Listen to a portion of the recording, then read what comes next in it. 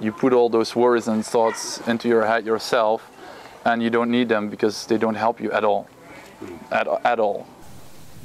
Ananda Marga teaches meditation and other techniques for personal development, as well as, and we also do social service.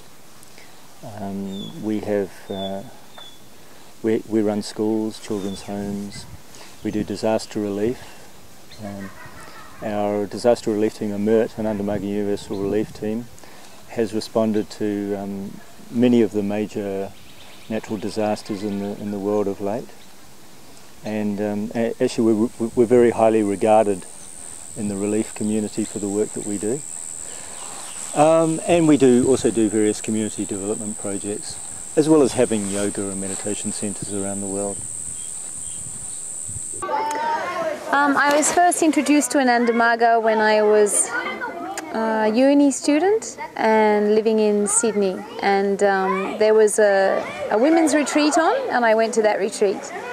And during that time there was a number of different groups represented. There was Christian women and social activists, and I think women from Hare Krishna, born again Christians, a whole conglomeration of different people came together.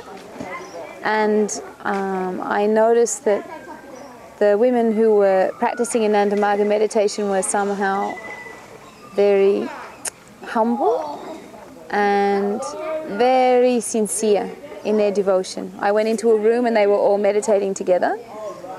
And there was women outside at the beach looking at the sun setting and all different things happening around the camp, but the room where they were meditating was very still, and one woman was just in her meditation, she was crying. And I could see she was deeply in love with something.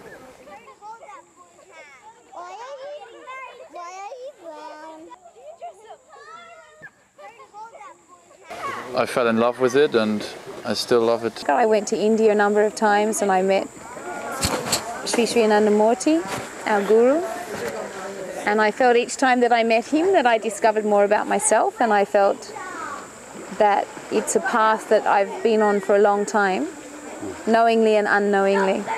So for me, coming back to Ananda Marga was like coming back to myself, coming back home.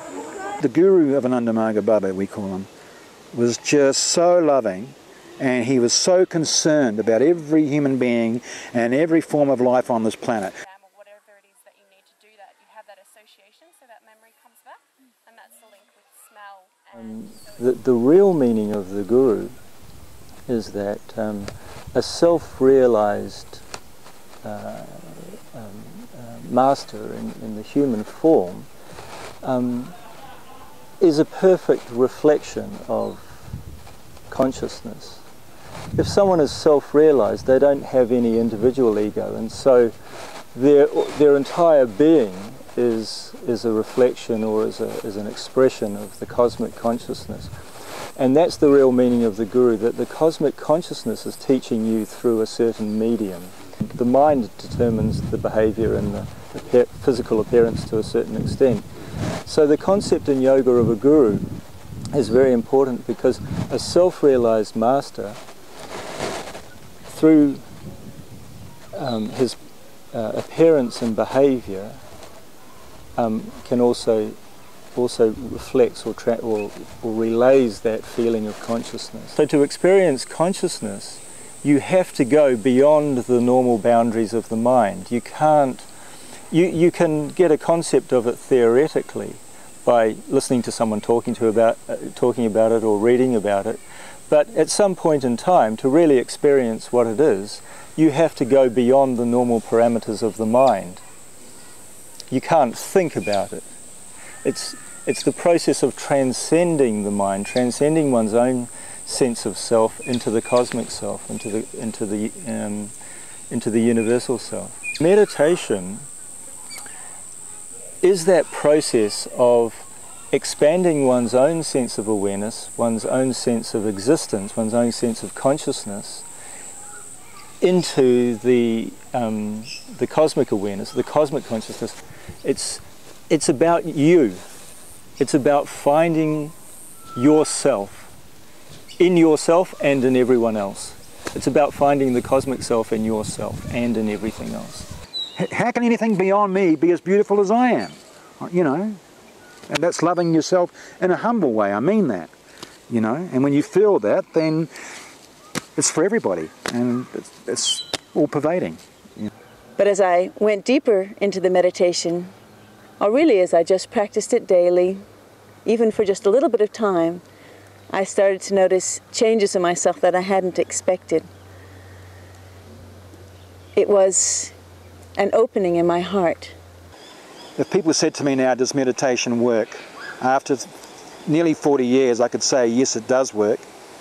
And if it's true that all this meditation is about merging with some higher consciousness or light, I really believe that deep within myself, I can't measure it, how much, how little, but it's, you know, maybe that much of it, much of me has merged with something anyway. I just sense that.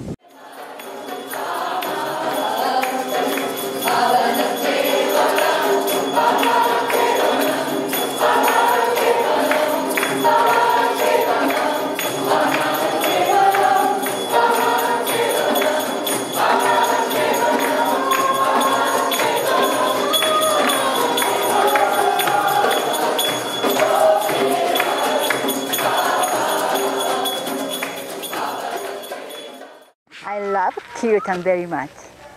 So everybody together, kirtan is very powerful and beautiful.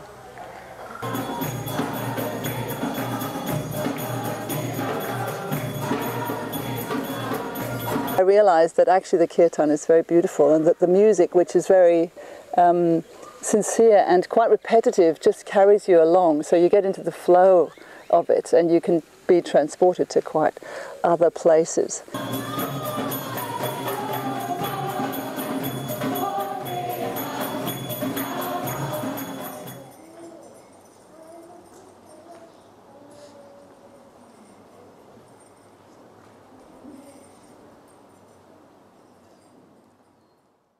Consciousness is the absolute or the fundamental existence of the entire universe.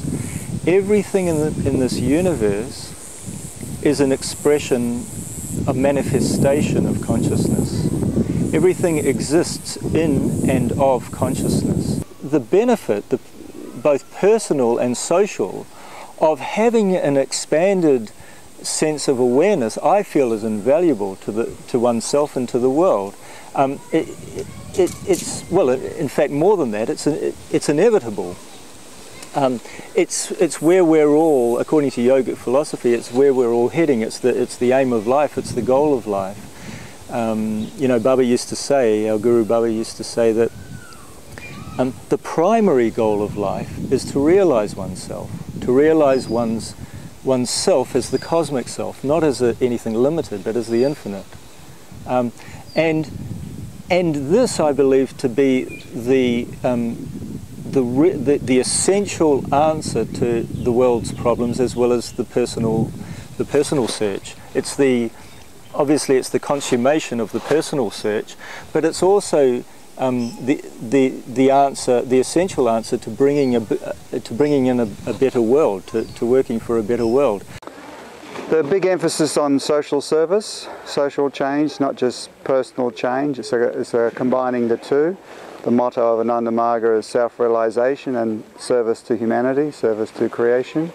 So it's learning to have a balance between the two of your own personal self-development, but also not neglecting society's needs as well, and working the two together. My first introduction to social service was when Mother Teresa came and visited my school when I was 10 years old.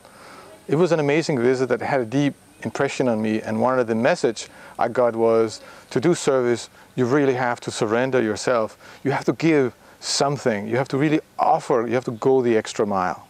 It goes not just into soup kitchens and welfare work, but socio-economic and political change as well. We have a socio-economic theory, PROUT, which is about a political, social solution to the world's problems, not just social service. PROUT is an acronym for the Progressive Utilisation Theory. It's sometimes been loosely described as spiritual socialism, but it also has good aspects of capitalism in it as well. You know, normally when you see a guy dressed in orange, you think about very aloof spirituality. I came from a background and a family of yoga and vegetarianism, but really when I had the opportunity to learn Ananda Marga meditation, I felt a much deeper sense of spiritual connection. It was immediate and it was enjoyable, and it was like a personal laboratory of sorts, a laboratory of the mind where I could go deep and reach fantastic levels of consciousness. The uniform is a label. It says, I'm here to help. Tell me what you need. What more beautiful experience can you have in life is to stop worrying about yourself and have faith that you'll be cared for. But that's the beautiful thing about meditation too. You just love to serve. The service enhances the beauty of your spiritual life and your own being even more. Neo-humanism means the culture of love for all people and all things, all animals, all plants, not only on this planet, but in fact throughout the entire universe.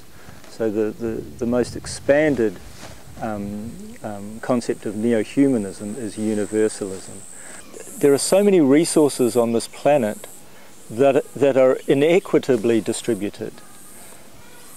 And that is to the detriment of the people that have a lot, as well as the people that don't have anything, or that don't have enough, because it degrades the mind of the people that have a lot. If you have a lot of wealth and you don't know what to do with it, your mind will go down. So it's to the detriment of those people, as well as to the detriment of those that, you know, don't have the opportunity to even think because they're struggling so hard in their lives to get the basic necessities. Same thing, no change, and it's getting harder. It ain't proper when you gotta hang on every dollar. Enough wealth in the world to fulfill the need, but ain't enough to satisfy one man's greed. That's why we bleed. Humanity's perceived separate from the checklist. I find it's a very holistic and comprehensive lifestyle. It's a practical lifestyle, which is what I really wanted to find in my life. And also, while practical, it has a very inspiring and highly elevating philosophical base. And I really enjoy their particular, I suppose, practical take on spirituality and the way that it can be translated into, I suppose, modern language. And there's still, you know, Sanskrit terms and a particular language that's used, but, you know, in discussion it can be translated into easily to understand terms. And I really like that. You know, the way that you can say anything you want and disagree with anything you want, but you know, that there's no judgment or no pressure. I enjoy that.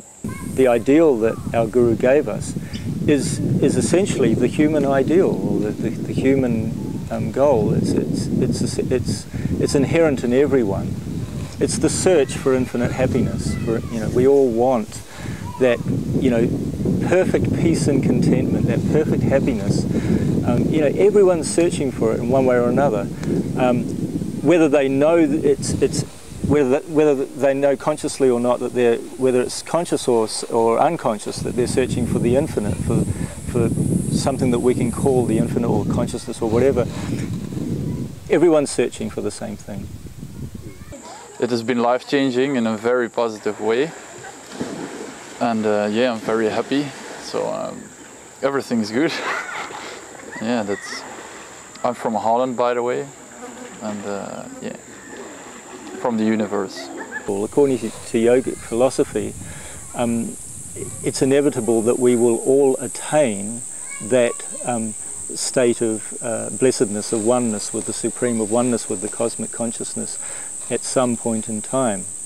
Ananda Marga philosophy is a philosophy of extreme positivity, because there's no concept whatsoever of ending up in the wrong place forever. You know, the only concept is ending up in the right place forever.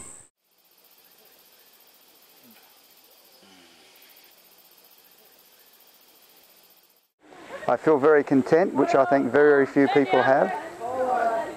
Someone that once described contentment as having an excess of happiness, in the sense that I'm not wanting anything. I'm not feeling I have to do something to become more happy or to get what I want to become happy. I'm already there. It's just a matter of working out what I can do for other people. And even though I'm not there from a spiritual point of view, I still have a long way to go. But I'm incredibly happy compared to when I first started.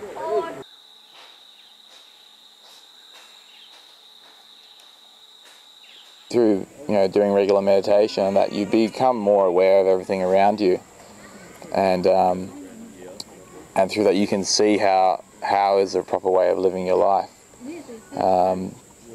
and you give yourself a solid foundation for living your own way of life.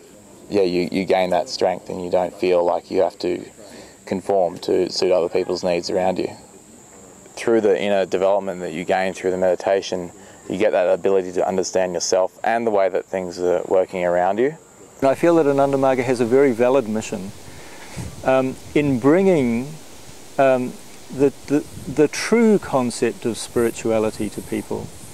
And this, I think, is very important because I think we've been confused about what spirituality is for so long, and we haven't really, in general, I don't think humanity as a whole has really gotten to the core of what it really is and what it should be.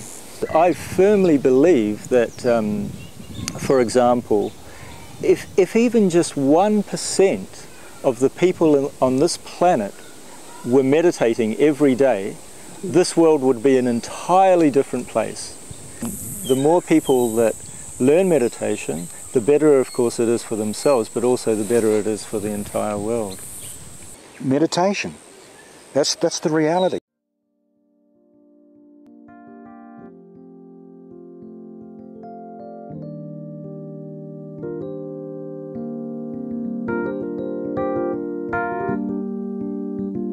Thank you for taking this journey with us. As we continue to be aware of our blessings, those very apparent, and noticing those in disguise. We are the ones we've been waiting for.